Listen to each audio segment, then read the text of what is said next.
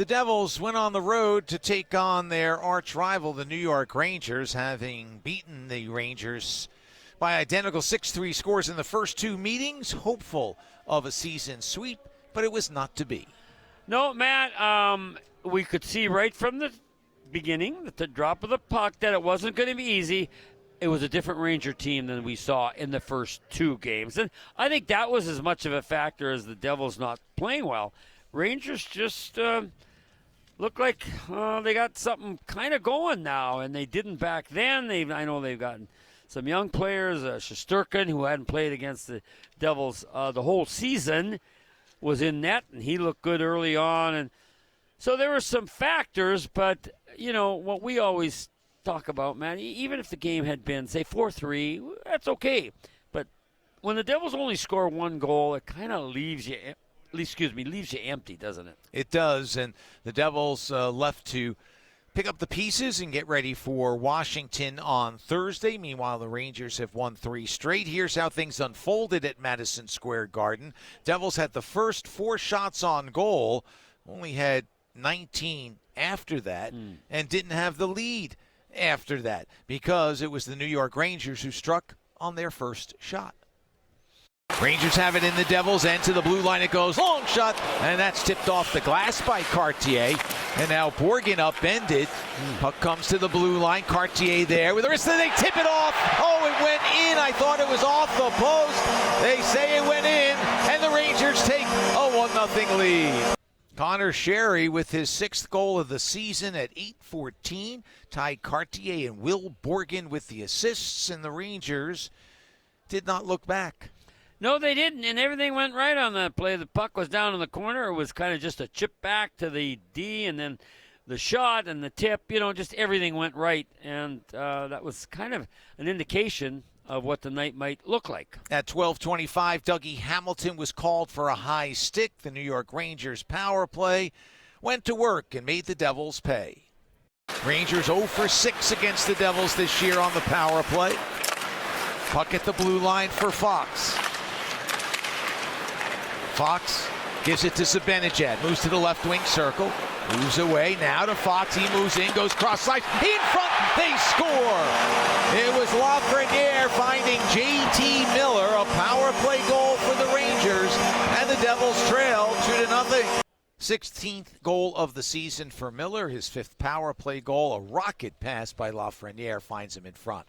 Yeah, that was as easy a goal as he's going to get because he just put his stick down, his knee went down, he knew it was going to be a hard pass and didn't want it to go over his blade, and then he just shoveled it in. Simple goal. So the Devils are down 2 going to the second. They get a break 45 seconds in. Gabe Perreault's called for a trip. Devils go to work on the power play, and before long they were on the board. Luke Hughes with the shot, pad save, rebound, another pad save, rebound, they score! Connor Brown just flipped it into an open net. That power play goal gives the Devils their first score of the night, and it comes 6 seconds after the power play started. Brown's 16th, 4th power play goal, that's a career high. Nico Hischier, Luke Hughes, the assists. And it was a good start. They came out with speed. They came out determined. They wound up with 13 shots in that second period, but just, again, 5 in the first, 5 in the third. And that goal looked like, okay, it's turned around because there was a couple saves like you mentioned. And then, I don't know, I think whatever the Ranger defenseman was doing, he wasn't on Brown. And Brown just had to shovel it in for an easy goal. And you think, okay, the Devils are going to win this period. Paul Cotter had a chance. Igor Shesterkin said no. Then the Devils had this sequence to lament. Tries to find Meyer. It's blocked away. Dillon keeps it alive. Jams it around. Mercer gets there. Has it on the backhand out high. Makes some room for Nemitz. In front. Save made by Shesterkin. Loose puck behind the net. Meyer sends it out. Here's a chance for Mercer. He stopped. And then ringing it off the post is Nemitz. Meyer with it now. In front looking for Hischier. They don't connect. That was an opportunity.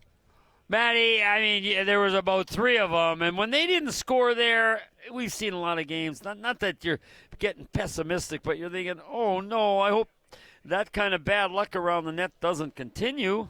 Shortly after that, Brendan Dillon was called for a hook at 6:58.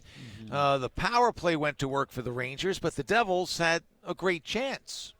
Out to Fox, looks around, his pass poked away by Brown to center ice. And a loose puck is cleared ahead. Here's Bukestad. He's in all alone, makes a move. Stopped by Shesterkin, who then swats at Bukestad, who was trying to dig the puck out from underneath the pads in the glove of Shesterkin. And the fans are on their feet. A prelude of what was to come. You knew how fired up Shesterkin was, not just stopping pucks, but anything that physical came his way, he was going to respond. Unfortunately, Nick Bukestad still has not scored a goal since coming over in the trade with St. Louis. Great chance there, could have tied it up. Instead, it stayed 2-1. Short time thereafter, Yaroslav Himalash scored his third goal of the season. That gave the Rangers a 3-1 lead, which they took into period number 3. And early on, they sort of put this one away.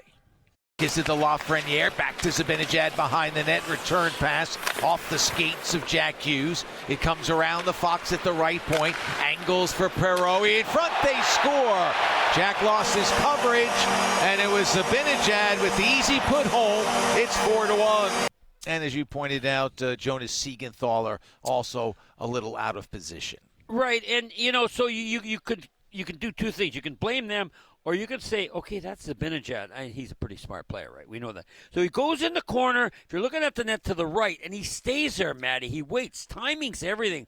Patrick Elias was a big proponent of that. But he waits, and he comes out late. And that's just when Perreault gets the puck. And Jack sees him. I'm trying to get him, but I'm too far away. And Siegenthaler in the same position, and then it was an easy layup. So that made it 4-1 on Zibanejad's 33rd of the season at 3:49. And that was it for the scoring, but not it for the excitement. And so it's time for the play of the game, brought to you by Prudential, the Devils' official financial services partner. Cotter for Hamilton as they gain the zone. Backhands one down low. It never got to Mercer. Fox tried to clear it. Went off of Meyer. He's got it in the corner.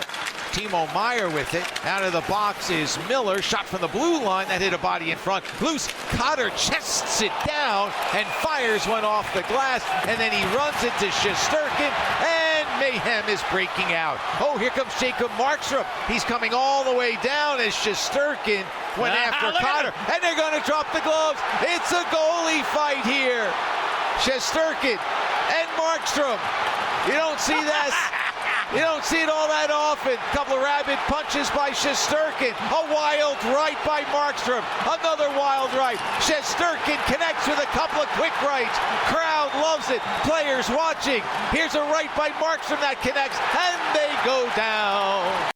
And that was a dandy, and that was the play of the game, brought to you by Prudential, the Devils' official financial services partner. And Matty, that was your play of for a long time, because that was an excitement fight, and Matty you were as excited as I've heard you describe a goal, and he should have been, because that's what's going to be remembered about this game. I don't recall having the chance to call a goalie fight. There may be one. Yeah. I may think about it on the ride home, but yeah, that's true. That was fun. I should point out that you heard what occurred with Miller running into him. That came as I said Miller, a Cotter, ran into Shesterkin. That came as Miller came out of the box. Devils did have a 17-second 5-on-3 there. Oh, yeah, and they lost score, the draw. And then they didn't score on the 5-on-4. So that was a chance. It would have pulled them within 4-2, but nonetheless, they didn't score there. And then we had the play of the game, and that was a lot of fun. We're going to hear from head coach Sheldon Keefe. We do have Jacob Markstrom on deck as well, but Sheldon will be joining our friends at Madison Square Garden in just a moment, so we want to join that live when he does. Devils lose tonight by a score of 4-1, getting ready for Washington on Thursday night. Connor Brown, the only goal tonight for the Devils. Jacob Markstrom absorbs the loss. Rangers win by a score of 4-1. They've now won 3 in a row. There are a bunch of fans, both wearing Rangers sweaters, and I see a Devils jersey down there chanting USA. I'm not sure to whom, but nonetheless they did that. We're waiting for Sheldon Keefe. While we are waiting, let's check in and hear what Jacob Markstrom had to say. Take us through was that frustration or sticking up for one of your players? Yeah, tough game, tough score, and yeah. When you saw Igor go after, I guess, Cotter, did you feel like you had to get get involved? Well, not really, but I felt like I just needed to do something, and it's frustrating being, obviously, letting in 4 goals, and then you stand back there, you want to hit someone, you want to get involved, you want to do something, and as a goalie, that's not really my job, and Paul, bumped into him a little bit and, sold it, and then went after. I saw him go after the puddle, so we're down 4-1. I just try to get a spark and do something. Is that the first time you've gotten to an altercation? No. Is that just something where you're just like, it's just based on instinct, right, that moment for you? Yeah, it's adrenaline, and it's, it's easy to plan, and then you just go there and, swing for the fences. Were you surprised that Igor? No, I think it's tough too. If I won't, skate to the red line and stand there, it's probably, but, he did a good job, and, the crowd seemed to enjoy it, and, obviously it didn't help us in the hockey game, so we just move on. The 6'6" Jacob Markstrom took on the 6'1" Igor Shesterkin, and Shesterkin, as you mentioned, had a grab of the collar, and that gave him a bit of an advantage, but both guys landed some punches, probably a few more for Shesterkin, but it was a good one. Yeah, he would have had the edge if we were marking it. He put Markstrom down at the end. But here again, Matty, all I say is this is about entertainment, folks. This is not like tomorrow you got to go to work, jog. But I got to tell you, that was entertaining. And Marky knows the same thing. When he's talking there, he's talking like, yeah, no, I didn't have to do all that. I could have done it. But I wanted to be involved. I wanted to show we had fire. He would have rather it occurred in a win, but he was involved physically, emotionally, and mentally. Let's check in with Sheldon Keefe. Yeah, well, first, you got to give lots of credit to the Rangers. I thought they were really good tonight, and we weren't nearly as good. You mentioned the word detail. I thought defensively, we certainly weren't nearly strong enough when it was time to defend. Made life real hard on Markey when we didn't really need to. So just around our net and denying shot lane, stuff like that. So we got to defend better, and then you got to find ways to execute a little bit more on offense when a team is defending hard and playing with structure and all those kind of things. Sheldon, I want to get your take on the Markstrom fight and just what you saw from that, and also if you maybe wish you'd seen a spark like that a little bit sooner in the game from your team. Yeah, that's in terms of the spark, sure. But I already went in and talked to the team and Markey. I think it's just that shows he's a competitor. In a moment like that, with where we're at on the season, no hesitation. It takes a lot of courage, first of all, but it takes you're showing that you're a competitor. Skate the rink with no hesitation and go in and do that, and then throw your stuff back on and go out and kill a penalty. That's pretty exceptional job by him. He's one guy that I thought battled all game, and his first goal's a deflection with a guy right in his grill, and then it's backdoor tap-ins. So we didn't do a nearly enough job, good enough job for him. So I think if anything, a fight like that should send a message to the rest of the group that how invested Markey is, and we need the rest of the group all the time. We've been playing good hockey. Today was not one of those nights. Do you sort of chalk it up to a little bit of effort as well? Some of the guys in the room were saying we just didn't work hard enough. We didn't work the same way they did. Yeah, I thought we were outworked for sure. I thought they played harder, played with more structure. We've been playing kind of a pretty loose game. We've been playing. It's worked out in our favor a lot. With our offense and things like that. And today was not a loose game. The Rangers came out, played hard, played with purpose. And, we had some surges in the second period, that they could have changed the course of the game. But they got some great saves and all that kind of stuff, and they just stayed with it longer. Do you think there was enough traffic in front of Igor tonight, or enough where he got to see the puck too easily? He could always do a better job. It's not the strength of our team. It's every single game we play, I would say that we need more traffic and such, but it hasn't slowed us down on offense in previous games. But this is one of those nights where you got to find a way to get inside a little bit more consistently and make it harder on them. It was one of those nights where there wasn't a ton of rush play, odd man rushes and such like that. We didn't get behind their defense a lot tonight, and we had a couple breakaways, but. It's one of those days you got to find other ways to score, and we were unable to. Thank you, Sheldon. Thanks. Sheldon Keefe giving his thoughts on tonight's game. By the way, Did you ever have a fight while playing? As a goalie? Yeah, I got beat up a couple times. Yeah, I did. All right. Anyone famous that you decided to duke it out with? Well, let's see. Who was playing with the Flyers at that time? I think was it Hexy? I'm not sure. I'm going to say you went after Hexy. No, he went after me. No, I only got in one fight, and that was in the minor leagues, and I got pounded by Rochester Americans, and masks flew off. And I thought, Chico, I don't think that's you. No, that's the only thing. And I loved Coach's evaluation. Courage, yes, but Marky's 6'6". Maddie, if I had been 6 foot, you know how many fights it would have been? No, just kidding. But you know what I mean? I don't think there was any fear because at 6'6", he had the edge, and he did well. But I got to tell you, I don't know if it was because Shesterkin was winning or whatever. Here's what surprised me. He looked like he wanted it, right? And then when he got into it, he did some really smart things. The way he rabbit punched you talked about, then some big overhand rights. So I was impressed by Shesterkin.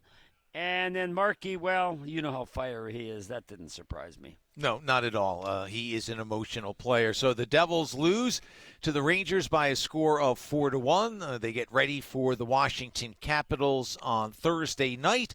Late start on that one, 7:30, due to a national broadcast. And it's a game that you'll hear here on the Devils Hockey Network.